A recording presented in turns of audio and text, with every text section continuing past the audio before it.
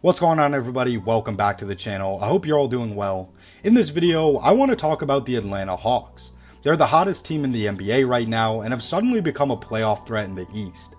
I want to get to the truth behind this recent surge from Atlanta and see if they're a team the conference should be worried about. As I mentioned, the Hawks have been on an absolute roll.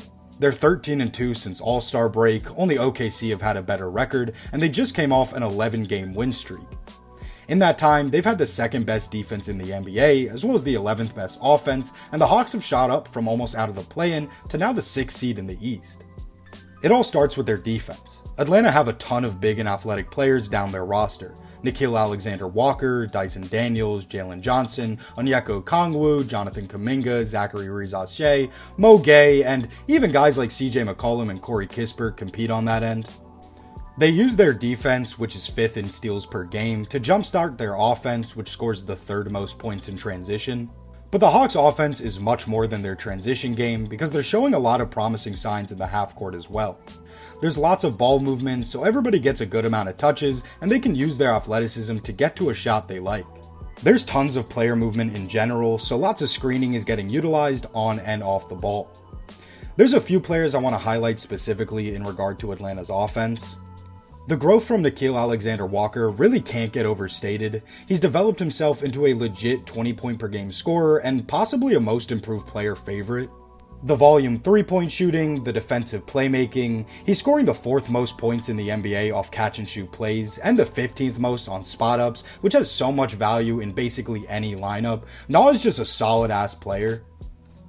I've got mixed feelings on Jalen Johnson. Like, he's great and super talented, he's big and athletic, he's got good playmaking feel. I mean, he was an all-star this season.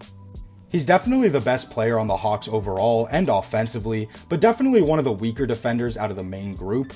Not for a lack of tools, and I think he was better on defense in his first few seasons, but as he's grown into this big-time offensive player, he's really just become less engaged on that end.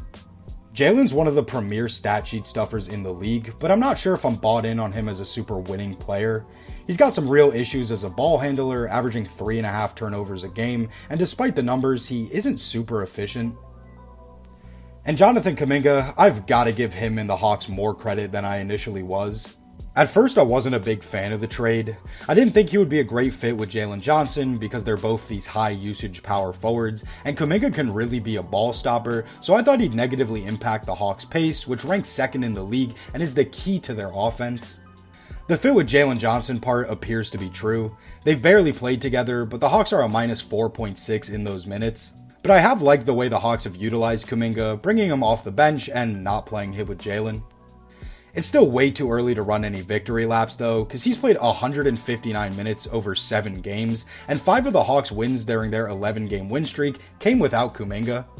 That being said, his athleticism and defensive tools are a great fit with the rest of the roster, and it's just nice to see him in a new environment and with a more positive outlook on basketball than he's had for the past, 2 years with the Warriors.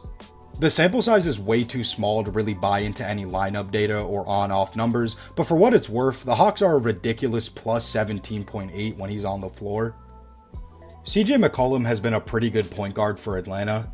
He gets you his 19 a game on not great efficiency, has the potential for a 25 plus point scoring burst on any given night, and can hit threes at volume. He can also run pick and roll at volume if the team needs some half-court action, and the Hawks are 20-11 with McCollum playing. I think he brings some real veteran poise. And Onyeka Okongwu, I would be lying if I said I wasn't hoping for a bit more offensively in terms of sheer production, but his growth as a 3-point shooter in a single season more than makes up for that. The volume has legitimately tripled, like he's making as many as he was taking last season, and he's nailing 38% of them in comparison to the 32-ish% he was at over the past few seasons on, again, significantly less volume. Honestly though, I don't think I'm bought in on the idea of Okongwu as a championship level big man. The 3-point shooting is obviously a revelation, and he's an elite shot blocking talent, but I'm really not sure if he's dominant enough on either end, if that makes sense. There's the size component, he's 6'10", closer to 6'9", and elite shot blocker doesn't automatically translate to elite rim protector, where I'd say Okongwu's decent but not outstanding. Admittedly, that 3-point shot could continue to develop and become a real over-the-top trait for him that levels Okongwu up as a player entirely, but that's where I stand on him right now. And then there's nothing outstanding about Atlanta's bench.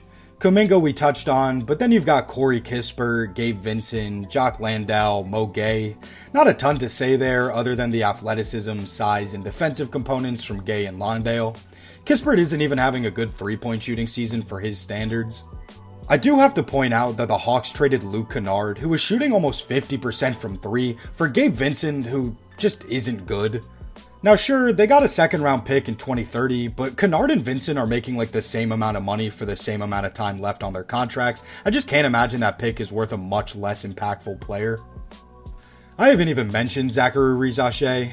There was a brief moment where I thought he was really starting to look better and more consistent, but his numbers on the season are even worse than last year's. He can shoot threes, but has pretty bad touch everywhere else.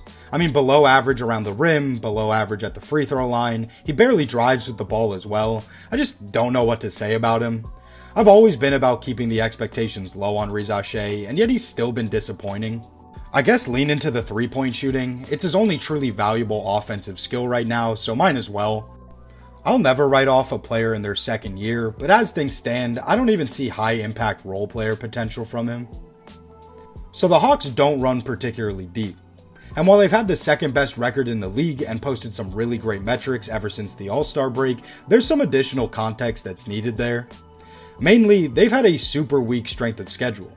In their 11-game win streak, they played the Wizards, Bucks, Mavericks, and Nets all twice. They've also only played 4 games against teams 500 or better since returning from the break. Ultimately, an 11-game win streak is still an 11-game win streak, so I don't want to discredit it too much, but there's no signature win in that stretch. Every single one of their games since All-Star break, win or lose, has ended in a margin of at least 10 points or more. The Hawks just haven't gotten tested in the clutch. Their upcoming schedule gets much tougher to close out the season, so we'll really get to see what this team is made of. They have to play the Pistons, the Celtics and Cavs twice, the Knicks, and the Heat. My guess is they'll probably go around 500 to finish the season, which may be enough to keep them in the 6th seed and avoid the play-in.